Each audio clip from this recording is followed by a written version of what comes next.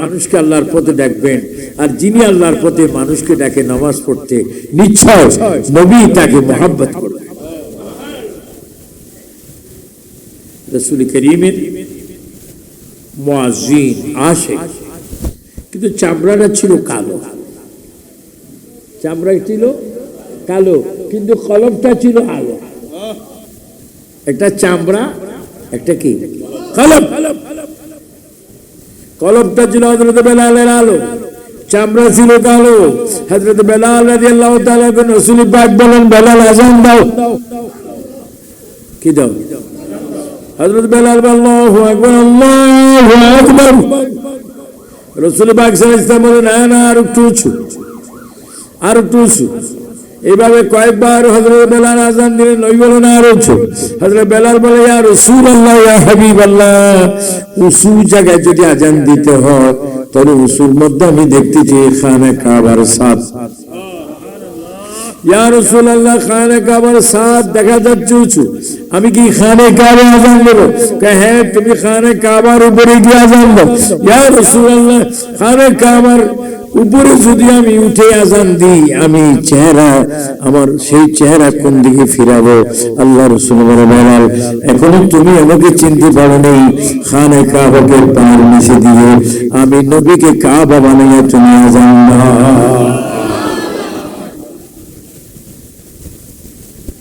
অনেকে বলবে শিরক, বেদাত, আশ্চর্য ঘটনা। এটা আশ্চর্য ঘটনা না, এটা সঠিক ঘটনা। নবী কাবার কাবা, নবী আটকানা বেহেশতের মালিক, নবী সমস্ত নবীগণের নবী। আপনারা জানেন আমাদের প্রিয় নবীর আগে একজন নবী ছিলেন, হযরত ঈসা। নাম কি? ওনার বাড়ি কোথায়? ওনার বাড়িতে আমি 6 রাকাত নফল নামাজ পড়েছি। ফিলিস্তিন, যেখানে ইসরায়েলে ইহুদিরা শ্রাবণ মাসের বৃষ্টির মতো আপনার বোম মেরে মানুষগুলাকে মারছে, সে ফিলিস্তিনি মুসলমান যেখানে আছেন, সেখানে মুসলমানদের প্রথম একটি কিবলা কাবা, ইলাল মসজিদিল আকসা। সেখানে ঈসা রাসূল, ঈসা নবীর বাড়িতে আমি নামাজ পড়েছি। ওনারা মাজান হযরতে বিবি মরিয়ম আলাইহিস সালাম যেখানে যে পাথরে নামাজ পড়েছেন, ওই পাথরে আল্লাহ পাক আমাকে নামাজ পড়ার সুযোগ দিয়েছেন। তো ঈসা আলাইহিস সালাম তিনি কিতাব পেয়েছেন, ইনজিল কিতাব। তার আবার মুজিজা ছিল, মরা মানুষ জিন্দা করত। আর সাদার উপরে কি রোগ বলে? হ্যাঁ, কুষ্ঠরোগ। উনি কুষ্ঠরোগ ভালো করেন। এত কিছু পাওয়ার পরেও সাল্লাম তিনি কাবার, কোরআন শরীফ নবী পাকের উপর নাযিল হল 23 বছর। কত বছর? রাসূল পাকের হায়াতে জিন্দেগি মোবারক ছিল পৃথিবীতে কত? 63। যেই দিন 40, ওই দিন থেকে আসতেছেন কোরআনুল কারীম 30 পারা, 6660 আয়াত আসতেছে। রাসূল পাকের উপর কোরআনুল কারীম আল্লাহ পাক নাযিল করেছেন 40 বছর হায়াত। কিন্তু রাসূল পাক নবী হয়েছেন কখন? কুনতু নবিয়্যাও ওয়া আদামু বাইনাল মাই ওয়াত তিন। যখন আদম আলাইহিস সালাম মাটি এবং পানির মধ্যে মিশ্রিত ছিল, কাই ছিল, ওই আটার মধ্যে পানি দিয়ে আটা গলে, এটাকে কি বলে? হামিদ। মাশাআল্লাহ, কিছু কিছু সিটাঙ্গের ভাষা শিখা দরকার। খামির। যখন মাটি পানির মধ্যে খামির ছিল, কাই ছিল, তখন আমার নবী বলে আদম আলাইহিস সালামকে যখন পানি এবং মাটি দিয়ে কাই খামির বানানো হয়, তখন আমি নবী।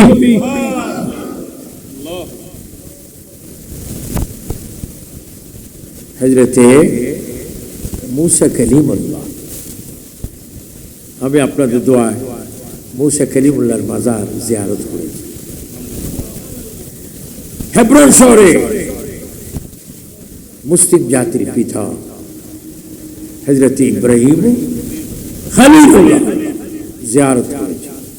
আমি প্রায় 2.25 লক্ষ নবী রাসূলের আল্লাহ পাক জানেন জিয়ারত করেছি। যেখানে জিয়ারত করেছি প্রত্যেকটি আম্বিয়া কেরামের নবীদের সিনায় আমি আমাদের নবীর নাম মোবারক দেখতে পেয়েছি।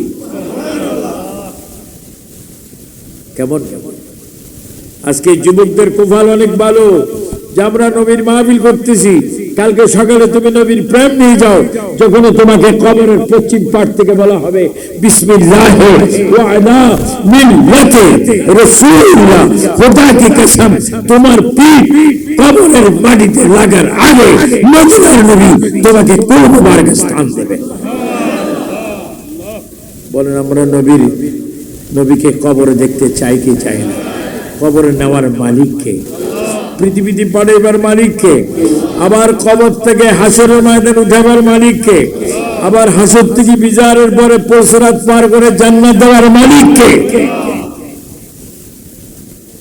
রাসূল পাক সাল্লাল্লাহু আলাইহি ওয়াসাল্লাম কাবার কাবা, রাসূল পাক জান্নাতের মালিক, রাসূল পাক সমস্ত নবীদের নবী। এবং রাসূল পাককে জানেন আমাদের প্রত্যেক ঘরে ঘরে, অনেক ঘরে ঘরে কিন্তু টিভি থাকে, অনেক ঘরে হয়তো তালাশি করলে কোরআন শরীফ পাওয়া যাবে না। আর যদিও থাকে কোরআন শরীফের উপরে মাকড় চিনেননি? মাকড় ওই যে জাল বাঁধে মাকড়,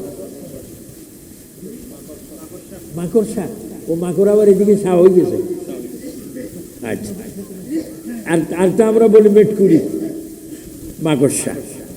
অনেক কোরআনের উপরে মাকড়সায় বাসা করছে।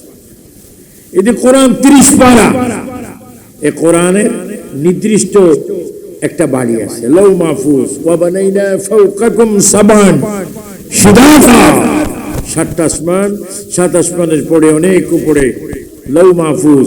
ওই লৌহ মাহফুজ যেই দিন আল্লাহ পাক তৈয়ার করে সেই দিন আমাদের নবী ছিল।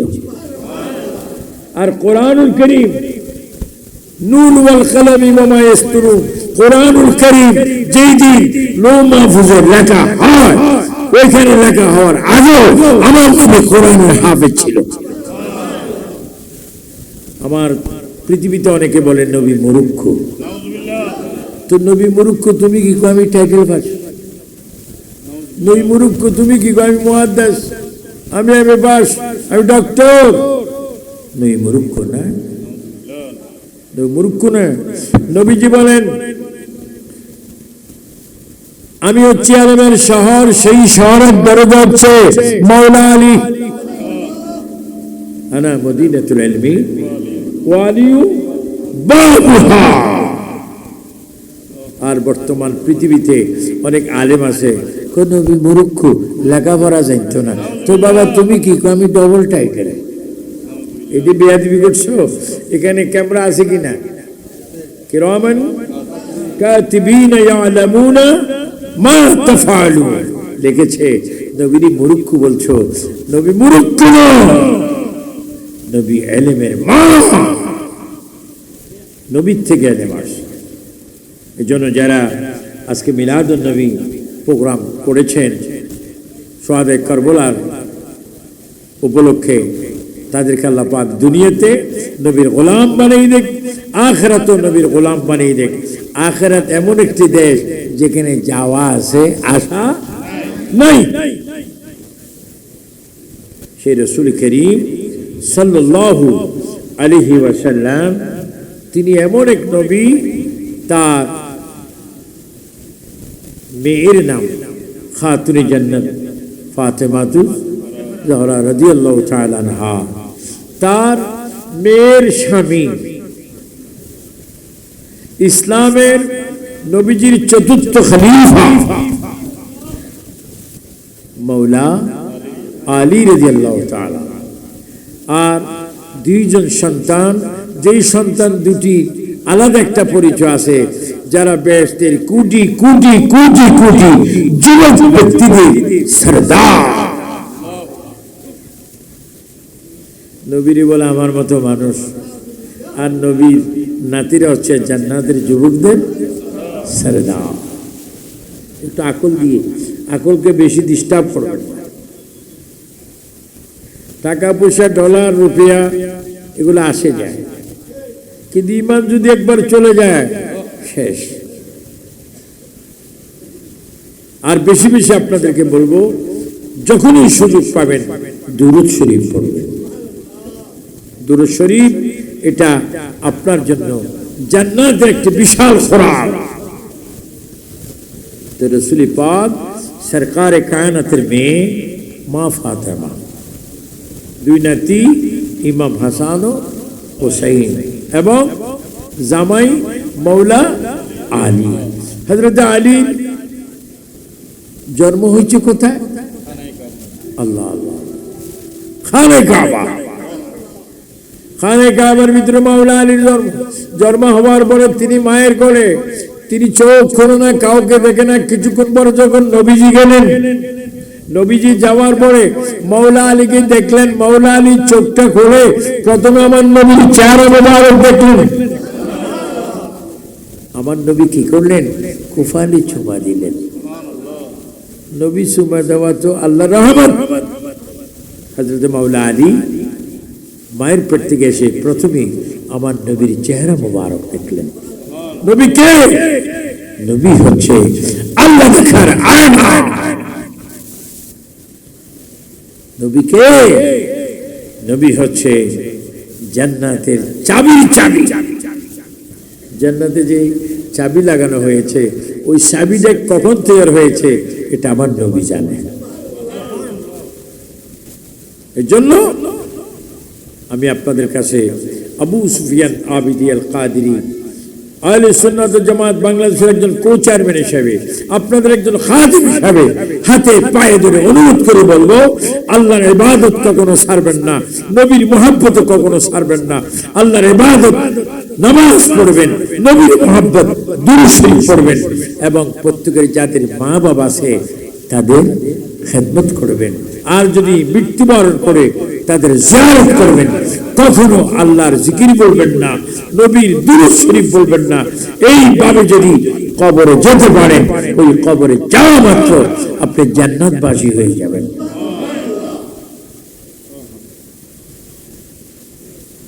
প্রিয় নবী সরকারে কায়নাত সাল্লাল্লাহু আলাইহি ওয়াসাল্লাম, তিনি দুনিয়াতে বাদশা, আখিরাতে বাদশা। তিনি দুনিয়াতে জিন্দা, আখিরাতে জিন্দা। তিনি দুনিয়ার দিন সালামের জবাব দিতেন, এখনো তিনি রওজা মুবারক থেকে সালামের জবাব দিচ্ছেন। ঠিক কিনা? এগুলার বিরোধী যারা করবে, আমি তো আগেই বললাম, নিজের পায়ে নিজে কুড়াল মারা। এবং আমার যুবকদের প্রতি আমার আকুল আবেদন, শুধু তোমরা বছর একবার মাহফিল করালেও হবে না, প্রতিদিন তোমরা মাহফিল করতে হবে। সেই মাহফিল কি জানো? সালাত, নামাজ।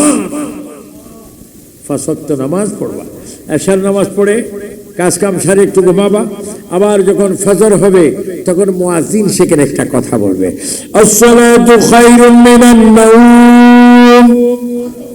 বলে আসসালাতু খায়রুম, আসসালাতু খায়রুম মিনান নাওমের অর্থ কি? তুমি 10টা বাজে নামাজ পড়ো, 8টার দিকে নামাজ পড়ো। কখন? নামাজ যখন শুরু হবে তুমি ফজর পড়ো, ফজর পড়ে তুমি সুন্নত পড়ো, ফজর পড়ো, তারপরে ওজিফা জিকির করে একটু ঘুমাও, তারপরে কাজে যাও, আবার তুমি জোহর পড়ো, আবার তুমি আসর পড়ো, আবার তুমি মাগরিব পড়ো, আবার তুমি এশা পড়ো। হঠাৎ করে দেখবা তোমার প্রাণের সূর্য ডুবার শেষ দিন হয়ে গেল। তুমি যদি জোহরের পরে মারা যাও আসরের আগে, তখন ফেরেশতারা কিরামান কাতিবিন বলবে, আহ এই মানুষটা তো জোহর পড়লো, আসর পড়ার আগে মারা গেল। আল্লাহ যদি থাকতো সেতে নামাজ পড়তো। আয় আল্লাহ, আমরা কিরামান কাতিবিন তোমার কাছে সুপারিশ করছি, অনুরোধ করছি, এই বান্দাকে তুমি জান্নাত দান করো।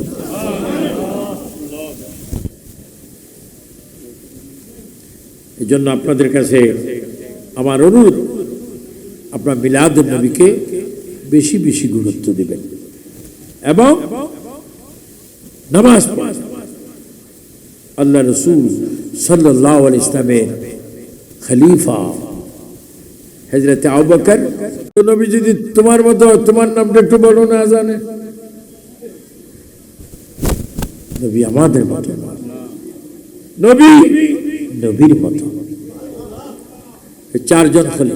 চারজন খলিফার মধ্যে শত সুন্দরভাবে নবীজির মহব্বত ছিল, নবীজির মহব্বত ছিল। হযরতে আবু বকর সিদ্দিক রাদিয়াল্লাহু তাআলা আনহু, আপনাদেরকে বুঝাইবার জন্য আমি কথা বলছি, তিনি হযরতে ফারুক আজম, ওসমান গনি জিন্নুরাইন, মৌলা আলী রাদিয়াল্লাহু তাআলাকে ডাক দিয়ে তিনজনকে বললেন, আপনাদের সাথে আমার একটি কথা, আমি যদি কোনোদিন মরে যাই আমার জন্য কোনো কবর করবেন না, কবর আমার জন্য কোথাও কবর করবেন না। হযরত ওমর ফারুক, ওসমান গনি জিন্নুরাইন, মাওলা আলী বলল, যদি কবর না করে আপনাকে কোথায় দেব? আমার জন্য আপনার কবর না করে আমি যখন ইন্তেকাল করব তখন আমার এই কথাটা আল্লাহর হাবিব সরকারে কায়নাতের কদম মুবারক আমাকে নিয়ে যাবেন। দেখেন কত ঈমান। আর আমরা বুখারী শরীফ পড়ে টাইটেল পাস, দরা পাস করে আমরা বলি রাসূল আমাদের মতো মানুষ। ব্যাকরণের মধ্যে তো একটা ক্লাস আছে, কিন্তু এদের কোনো ব্যাকরণের কোনো ক্লাস ছাড়া ব্যাকরণ যে হযরত ওমর ফারুক রাদিয়াল্লাহু তাআলা বলেন, ওসমান গনি জিন্নুরাইন বলেন, মাওলা আলী বলেন, আপনাকে যদি কবর না করে আমরা কোথায় আপনাকে দেব? অনেক লম্বা ঘটনা, কারণ আমার বাবাও ঢাকায় যাবে, আমিও চাঁদপুর গিয়ে সেখান থেকে আবার কিশোরগঞ্জ যাব। তারপর আপনাদেরকে অনেক অনেক অনেক অনেক কোটি কোটি কোটি কোটি মোবারকবাদ জানাচ্ছি। এই সুন্দর পরিবেশে আপনার 2000 পৌরসভায় আপনারা মাহফিল করতেছেন, সবাই বলেন মারহাবা। এটা আপনাদেরকে মেয়র সাহেবকে আমি অনেক শুভেচ্ছা জানাচ্ছি, উদ্বোধক সাহেবকেও জানাচ্ছি, বিশেষ করে এই ছাত্রদেরকেও জানাচ্ছি। কত সুন্দর পোশাক, তোমাদের এই পোশাক দেখা যাচ্ছে খানে কাবার গিলাফ। কিসের গিলাফ? খানে কাবার গিলাফ। কি সাদা না কালো? আবার মাঝখানে একটা লেখা আছে, সেটা কি সোনালী। আবার তোমাদের এখানে সবুজ গম্বুজও দেখা যায়, মদিনা শরীফ নবীর সবুজ গম্বুজ, লাল কলবলা স্মৃতি। আবার তোমাদের গায়ে কি কালো জামা, কত সুন্দর।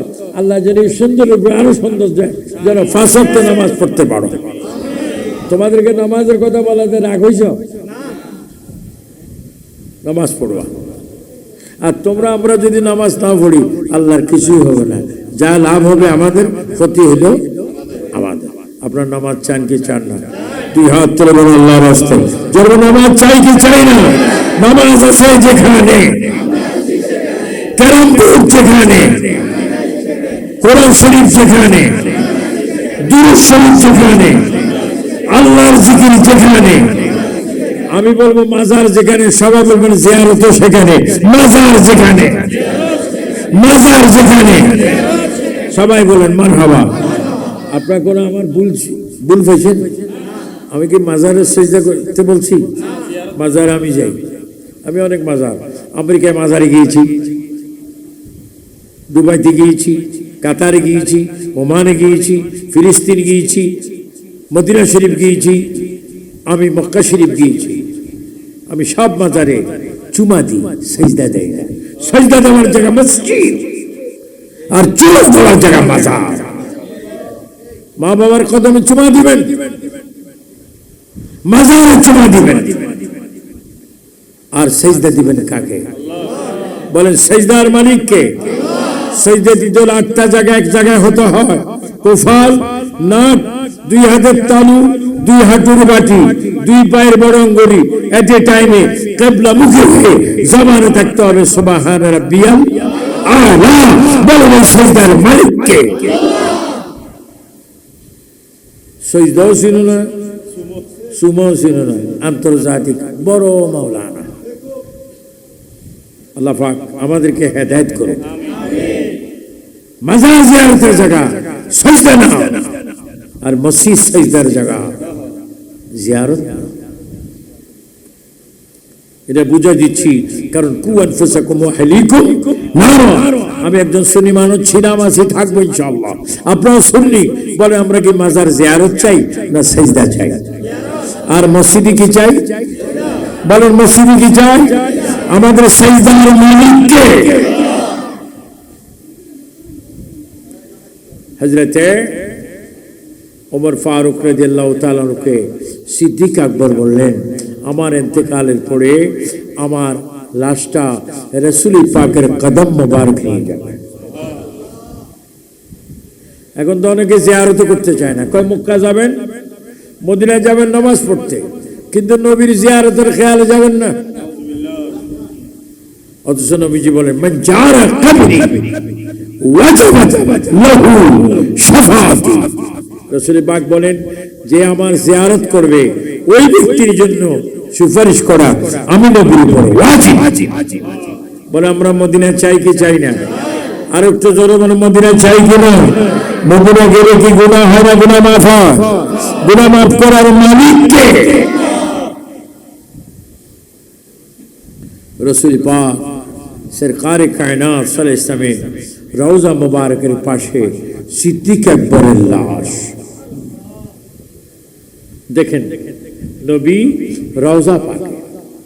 আমরা আজকে মিলাদুন নবী করব, এই মিলাদুন নবীর ফার্স্ট লাশ ধীরে ধীরে ধীরে ধীরে বলতে হলো, আমাকে কমপক্ষে আমার পুরা বয়স বলতে হবে, তারপরে মিলাদুন নবী শেষ হবে না। এই মিলাদুন নবীর ওয়াজ তো আমার বাবা প্রিন্সিপাল আহমদ হুসাইন আল কাদেরী অনেকবার করেছেন। আমার বাবা সেই আলাউদ্দিন জিয়াদি সাহেব করতেছেন, আবু সুফিয়ান আবিদি আল কাদেরী তো আপনাদের খেদমত করতেইছে। আমি এই মিলাদুন নবী সাল্লাল্লাহু আলাইহি ওয়াসাল্লাম যারা করতেছেন, এটা বিশ্বাস রাখবেন, মিজানে যখন আপনার ওজন হবে, ফুলসিরাত যখন সামনে আসবে, ফুলসিরাত 30,000 বছরের রাস্তা। এই দেখেন, এই আমার যে হাতের লাঠি, এই লাঠি একবারে চিকন, কোন ডাইনি বামে ধরন ছাড়া কেউ যাইতে পারবে না। ফুলসিরাত খুরির চাইতে ধার বেশি, চুল থেকে চিকন। ফুলসিরাতের নিচে জাহান্নাম। আপনাকে জান্নাতে যেতে হলে ফুলসিরাত পার হতে হবে। কিন্তু নবীজি জিবরাইল ইসলাম বলেন, ইয়া রাসূলুল্লাহ, যাদের কলবে আপনি নবীর মহব্বত থাকবে, ইয়া রাসূলুল্লাহ, তাদের ফুলসিরাতে যাওয়ার জন্য আমি আমার পাখা বিছাই দিব। আমার নবী বলে, জিবরাইল হচ্ছে তোমার মনের তৃপ্তি, মনের কথা শোনো। যাদের অন্তরে আমি নবীর মহব্বত থাকবে, তাদের অন্তরের জাহান্নামের আগুন নিভে যাবে। তারা ফুলসিরাত না দেখে আমার প্রেমে ফুলসিরাত পার হয়ে জান্নাতে পৌঁছে যাবে।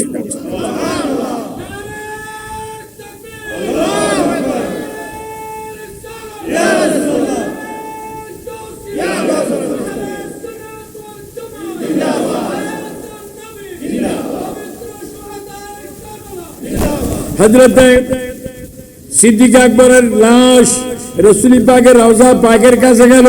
মাওলা হযরতে ওমর ফারুক রাদিয়াল্লাহু তাআলা নবীজিকে বলতেছেন, ইয়া রাসূলুল্লাহ, কত কাছাকাছি, কত কাছাকাছি। আমি একদিন মদিনা শরীফ ইফতার করতে বসেছিলাম, একবারে নবীজির রওজা মুবারকের কদম মুবারকের কাছে।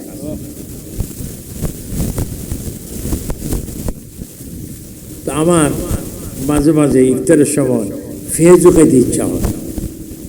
কি পেঁয়াজু একটু তৃপ্তি পাই, আজকে আজকে কিন্তু পেঁয়াজু খাইছি।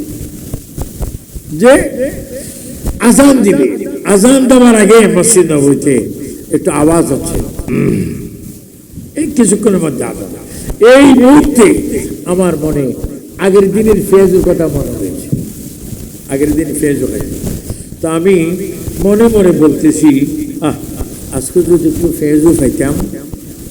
হঠাৎ করে দেখি একজন লোক লাল আপনার সুন্দর একটি রুমাল, কাঁসাই লাল এবং সাদা উপরে সে কোনটা দিয়ে আমাকে দুটি ফেজু দিল, একটা বেগুনি দিল। আমি বেগুনিয়ার ফেজুটা রাখতেছি, ওমা পরে দেখি যিনি দিয়েছেন তাকে আর দেখা যায়। আমি আশ্চর্য, ফেজু ফেজু মনে মনে করতেছি, হঠাৎ ফেজু আসলো আর যিনি দিয়েছেন তাকে আল্লাহ। আমি তখন হাদিস শরীফ খেয়াল করেছি, ইন্নামা আনা কাসিমুন ওয়াল্লাহু ইউতি, রিজিক দেয় আল্লাহ, বন্টন করে বলেন মুহাম্মাদুর। আর একটু জোরে মুহাম্মাদুর। আল্লাহ আমাদের কাছে আসে কিনা, নবী আমাদের কাছে আসে কিনা, সব রহমতের মালিককে আল্লাহ। রসুল পাক সরকার কায়নাতের কদম মুবারকে মৌলা হযরতে ফারুক আজম ডাক দিচ্ছে, ইয়া রাসূলুল্লাহ, সিদ্দিক আকবর ইন্তেকাল করেছে, কিন্তু তার জন্য আমরা কোনো খবর করে নেই। ইয়া রাসূলুল্লাহ, আপনি রওজা মুবারক থেকে বলুন সিদ্দিক আকবরের কবর কোথায় হবে। কি আশা, সব একটু জোরে জোরে বলেন, মনে বড় আশা।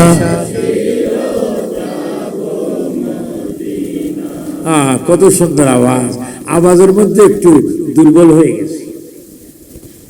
আমি 20 বছর আগে, 25 বছর আগে এই 2000 আওয়াজ শুনেছি, চন্দনেশের আওয়াজ শুনেছি, বসখালী বাসখালীর আওয়াজ, টেকনাওয়ার আওয়াজ, কক্সবাজার আওয়াজ শুনেছি। আরো একটু সুন্দর করে এমন ভাবে নবীর শানে আপনার নাচ গান যেন আমাদের মৃত্যুর সময় নবীর সামনে থাকে। সব একটু জোরে জোরে বলেন, মনে বড় আশা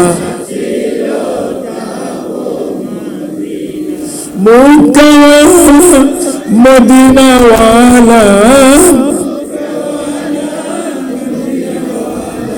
আমায় তুমি দেখ, মনে বড় আশা। বলেন নবীজি আমাদের আওয়াজ শুনে কি শুনে না? এ ক্ষমতা নবীকে দিয়েছেন কে? না না, শুধু মানুষের আওয়াজ নয়। 80,000 আলম, 18,000 জাত, প্রত্যেকটি জাতে প্রত্যেকটি আলমের কথা আমার নবী বুঝেন। তারপরে বলে নবী মূর্খ। আল্লাহ যারা নবীর শানে বেয়াদবি করে তাদেরকে তুমি হেদায়েত করো। আল্লাহ যারা নবীর প্রেম নিয়ে আসি তাদের অন্তরে নবীর প্রেম আরো জাগিয়ে দাও। এই মাহফিল কি বাবা আজকের জন্য শেষ না ভবিষ্যৎ হবে? এটা কততম?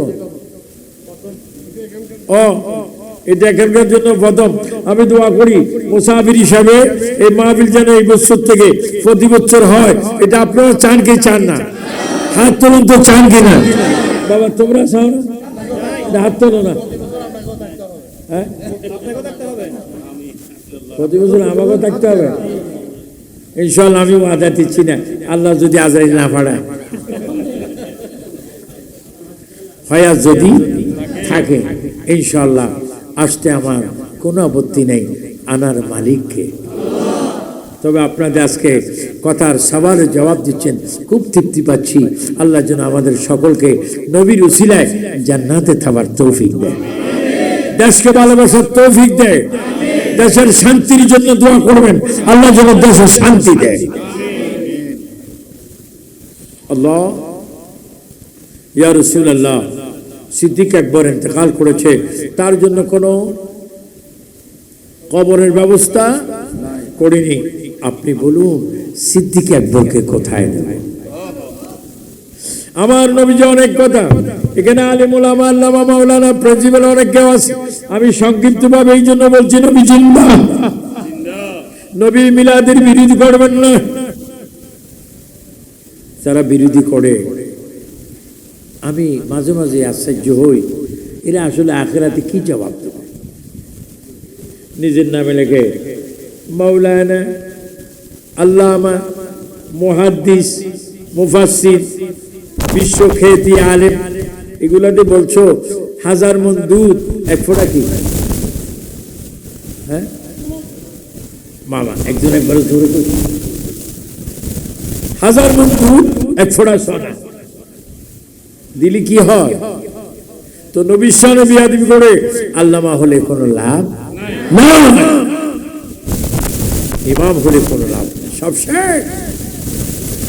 তুমি দাড়ি রাখছো সুন্নাত, দাড়ি কি আল্লাহর না নবীর?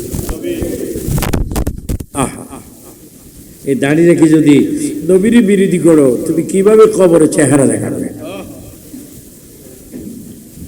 তোমাকে যখন নামাজে জানাজা দেওয়া হয় কয় তাকবীর বলেন? আল্লাহু আকবার, আল্লাহু আকবার, আল্লাহু আকবার, আল্লাহু আকবার। কবার? 4 বারের পরে লাশটা কি সালাম দেওয়ার পরে লাশটা কি ঘরে নেয় না কবরে? কবরে নিতেও একটা স্লোগান আছে কিনা? কি আছে আপনারা বলেন?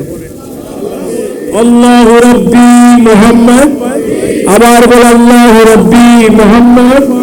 যে মিলাদুন্নবী পালন করতেছেন, কবরে লাশটা যাওয়ার আগে নবীর নামের স্লোগান পাওয়া যায় কি যায় না?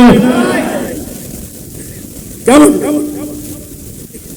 জানাজার পরে আপনাকে নিয়ে যাবে কবরের পশ্চিম পারে। দেখেন, একটা হচ্ছে দুনিয়ার শেষ দিন, আরটা হচ্ছে আখিরাতের প্রথম। দুনিয়ার শেষ, আখিরাতের প্রথম। দেখেন, শেষ যেখানে, প্রথমে সেখানে জায়গা কিন্তু একটা। ওই জায়গার নাম কি? কবর। বলো ওই জায়গার নাম কি? তুমি যাচ্ছ দুনিয়ার থেকে, তুমি গিয়ে পৌঁছবে আখিরাতে।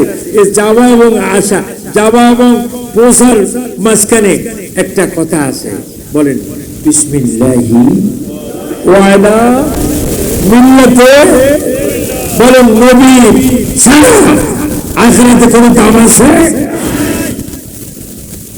কত বড় সাহস! কবি টাইটেল পাস মুহাদ্দিস, আমার এলেমে আমার জান্নাতে নিবি। তো নবী কই? তো নবীকে আমি বিয়োগ করছি, তো জায়গা জান্নাতে না, তুই যা। আমি সকল আলেম ওলামাকে, সকল প্রিন্সিপালকে, যারা মাইকের আওয়াজ শুনতেছ, তোমাদের একটা গ্যারান্টি দিচ্ছি, দুনিয়ার থেকে বিদায় হওয়ার পরে কবর কবর কবর, সেই কবরে মিলাদুন্নবীর নবী লাগবে। এই দুনিয়ার থেকে যেদিন বিয়োগ হয়ে কবর যাবে, ওই যাওয়া আর সেখানে পৌঁছা, এর মধ্যে আমার নবী লাগবে। সুন্নি জনতা 2 হাত করে বলো, আমরা নবী চাই কি চাই না? নবী লাগবে। তোমাকে যদি খবরের প্রশ্ন করে, মানরা বুকা আমি প্রিন্সিপাল, তোমার দিন উকা আমি আন্তর্জাতিক বক্তা, তোমাকে বলতে হবে।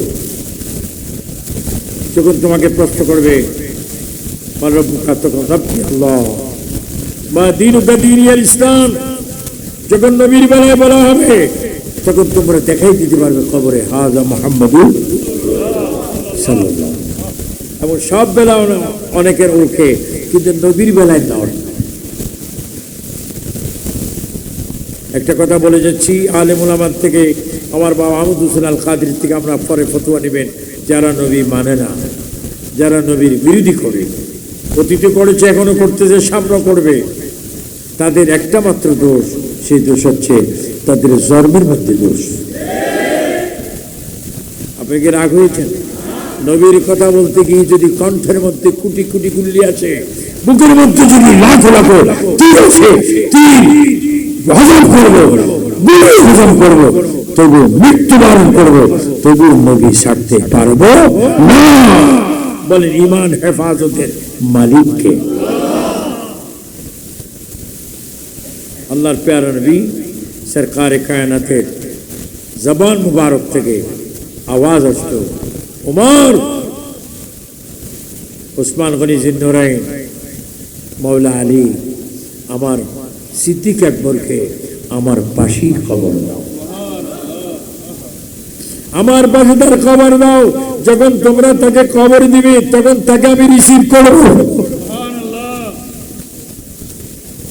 এই জন্য আপনাদের থেকে একটা অনুরোধ, আজকে যে ঈদ মিলাদুন নবী সারিস্তা মাহফিল, আমার মেয়র সাহেব সভাপতি, আরেকজন আল্লাহর বান্দা উদ্বোধক বাবা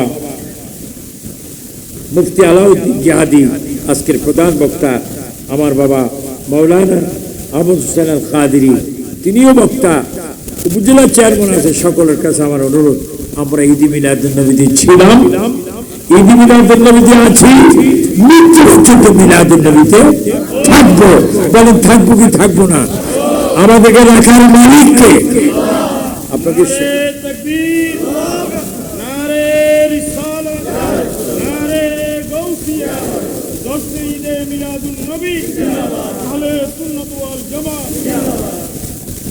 তার আগে একটি কথা বলব, আপনার মৃত্যুর পরে বিদায় গোসল হবে। কি গোসল? বিদায় গোসল। যে গোসলের পর আর ঘর নেই, স্ত্রী নেই, খানা নেই, দরজা দিয়ে ঢুকা নেই, সেই গোসলের পরে আপনাকে নিয়ে যাবে কবরে। ওই গোসলটা হবে কুমকুম গরম পানি। কি পানি?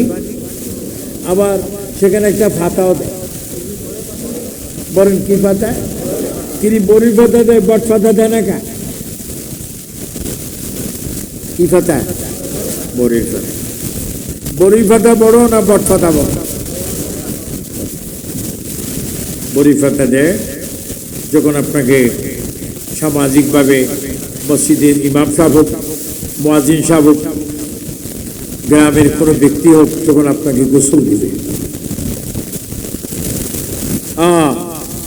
এই মেয়র সাহেব কত সই করেছে, প্রিন্সিপাল সাহেব কত সই করেছেন, আমার বাবা আলাউদ্দিন জিহাদি কত সই করেছেন, কিন্তু আজকে সই করার হাত এখন মরা খাটের উপর কি সোজা শুয়ে আছে। কলম দিলেও কলম ধরতে পারবে না। গরম পানি দিয়ে গোসল, গরম পানির গোসলের সময় একটা গামছা দিয়ে, একটু সাবান দিয়ে, একটু আপনাকে গায়ে কি করবে, ধরবে, আর একটু একটু পানি দিয়ে মুর্দার তখন চিৎকার দিবে, আল্লাহ ও আল্লাহ, এই বিপদ থেকে, এই আযাব থেকে তুমি আমাকে বাঁচাও, ডলা দিচ্ছে, আমি সহ্য করতে পারছি না। তখন নানার দিক বলেন, দাদার দিক বলেন, শ্বশুরের দিক বলেন, বাবার দিক বলেন, নানির দিক বলেন, দাদার দিক বলেন, কেউ আপনার আপন নয়। দুনিয়া তো শেষ, এখন আপনার গোসল হবে। ওই মুহূর্তে আপনি যখন চিৎকার দিবেন, আপনার আওয়াজ কেউ শুনবে না। ওই মুহূর্তে মদিনার নবী রাউজা মুবারক থেকে আপনার চিৎকার শুনে আপনাকে রহমত দান করবে।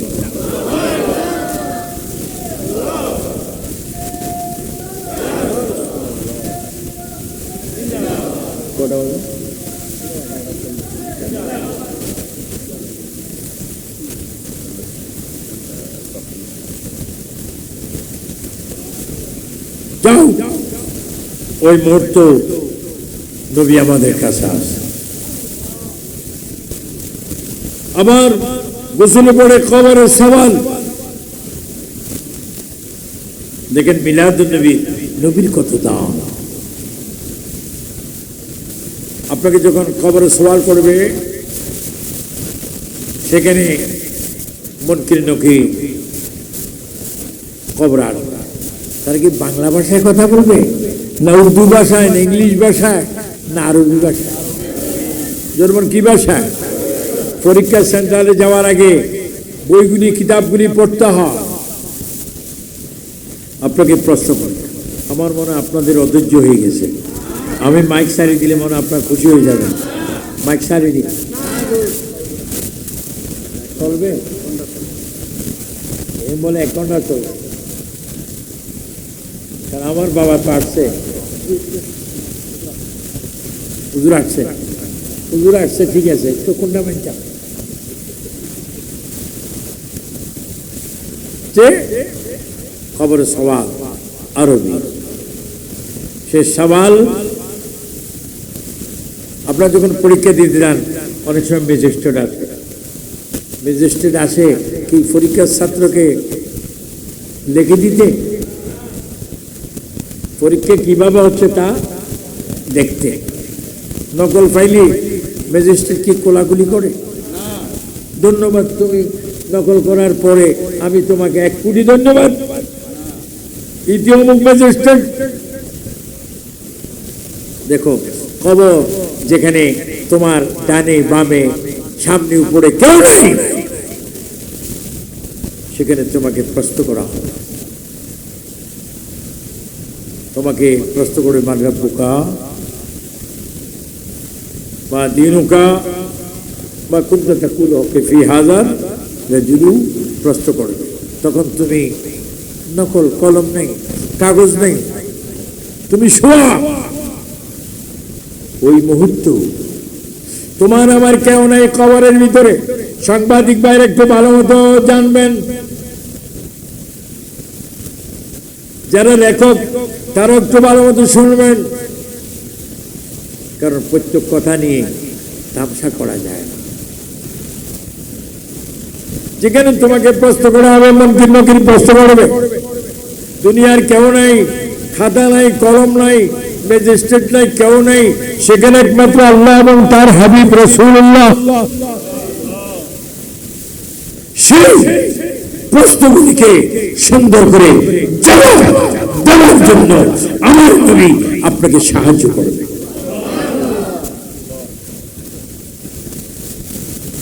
তাই আপনাদের অন্তরে আজকের থেকে অতীত আপনাদের মনে আছে, মিলাদুন নবীকে গেঁথে নিলেন।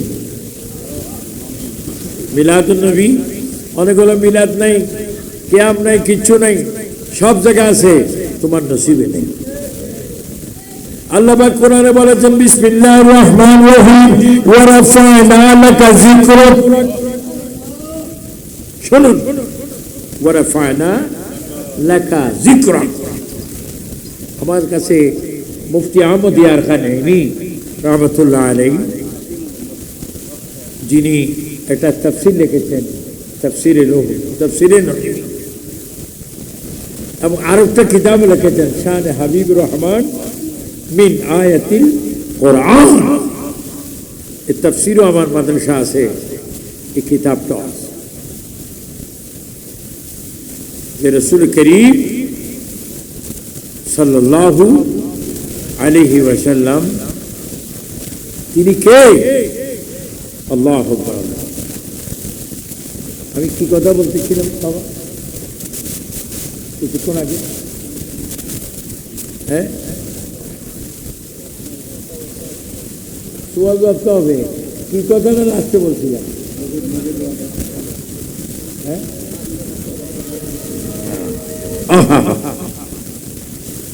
রাসূল পাক সরকারে কায়নাত সাল্লাল্লাহু আলাইহি ওয়াসাল্লাম আমাদেরকে কবরে সাহায্য করে। সেখানে একটা কথা বলেছিলাম, হুয়াল আউয়ালু ওয়াল আখিরু ওয়াস যাহিরু ওয়াল বাতিনু ওয়া হুয়া বিকুল্লি শাইইন। আল্লাহ হচ্ছে প্রথম, আল্লাহ হচ্ছে সবকিছুর মালিক। ইন্নাল্লাহা আলা কুল্লি শাইইন কাদির। শক্তি যেখানে উৎপত্তি হয়, শক্তির উপর যার শক্তি, ক্ষমতার উপর যার ক্ষমতা, হুকুমের উপর যার হুকুম, তিনি হচ্ছেন আল্লাহ। তো ওই নবী আউয়াল, সৃষ্টির আউয়াল, সৃষ্টির প্রথম, নবী আখির, নবী শেষ। আমার নবী সাল্লাল্লাহু আলাইহি ওয়াসাল্লাম সব জানেন। এজন্য নবী পাক সাল্লাল্লাহু আলাইহি ওয়াসাল্লাম তিনি যখন তৈয়ার হয়েছেন তখনও তিনি নবী। যখন তিনি আম্মা আমিনা রাদিয়াল্লাহু তাআলা আনহার পেট মুবারক থেকে আসতেছেন তখনও তিনি নবী। যখন এসে গিয়েছেন তখনও তিনি নবী। যখন দুনিয়ার থেকে জাহিরি বিদায় নিয়েছেন তখনও তিনি নবী। রওজা পাকে আসেন তখনও তিনি নবী। যখন তিনি হাসরের ময়দানে উঠবেন তখনও তিনি নবী, নবীর জন্য বিশাল একটা আসন আল্লাহ পাক সাজিয়ে রাখবেন, যেটা আযান দোয়ার মধ্যে আমরা দেখি, আল্লাহুম্মা রাব্ব হাযিহি দাওয়াতি তাম্মা ওয়াস সালাতিল কায়িমা আতি মুহাম্মাদিল ওয়াসিলা ওয়াল ফাযিলা ওয়াদ দারাজাত। যাবেন, তিনি কাঁদবেন কেন? আল্লাহ, আমি ততক্ষণ পর্যন্ত যাচ্ছি না জান্নাতে যতক্ষণ পর্যন্ত আমার একজন ইমানদারের কলবে আমার প্রেম থাকবে, তুমি আল্লাহর প্রেম থাকবে, তাদেরকে ছাড়া আমি জান্নাতে যাব না।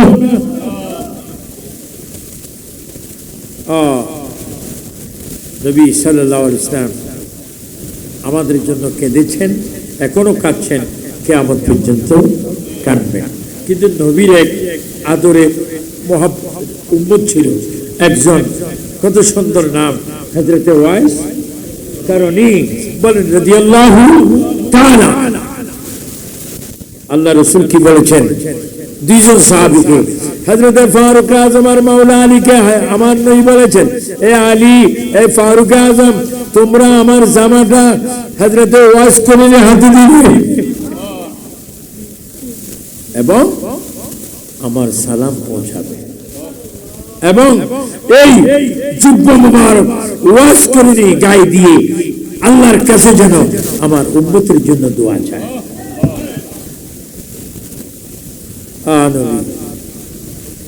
সব একটু একবার বলেন, ইয়া রাসূলুল্লাহ।